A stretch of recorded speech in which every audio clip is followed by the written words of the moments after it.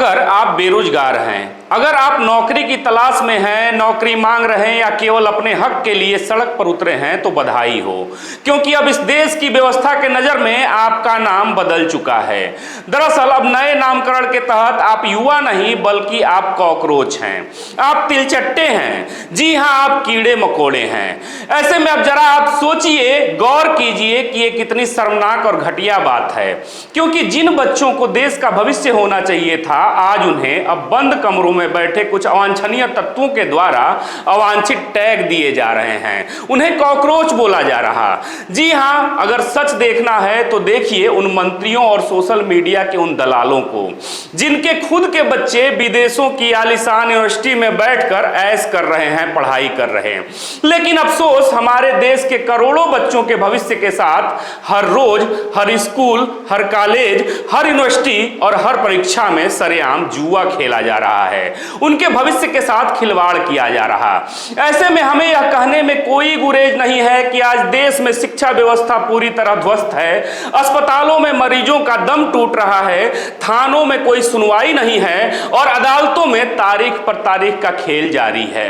लेकिन अफसोस हमारे सरकारी संस्थाओं में से कोई एक भी तंत्र अपनी गलती मानने को तैयार नहीं है, बल्कि हद तो देखिए कि अब सीना ठोक कर कहा जाता है कि हमारी सरकार में इस्तीफे नहीं दिए जाते।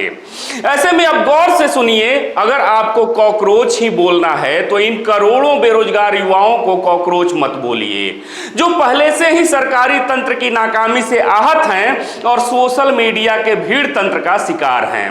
बल्कि कॉकरोच बोलना है तो आप उन्हें बोलिए, उन भ्रष्ट नेताओं, उन भ्रष्ट मंत्रियों, अफसरों, जजों और उन भ्रष्ट माफियाओं को बोलिए जिन्होंने वर्तमान में देश की पूरी व्यवस्था को हाईजैक कर रखा है और इसे लगातार दीमक की तरह चाट भी रहे हैं।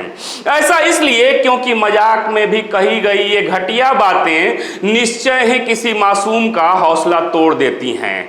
अब आप क्या जाने कि रात रात भर जाकर पढ़ाई करने वाले छात्र पर आखिर क्या गुजरती है, क्योंकि आज हमारा यूथ, आज हमारा युवा इस सोई हुई बहरी व्यवस्था के कारण डिप्रेशन में है, भारी मानसिक तनाव में जी रहा है। अब आए दिन कोटा से लेकर दिल्ली तक हमारे मासूम बच्चे सुसाइड जैसा आत्मघाती कदम भी उठाने लगे हैं।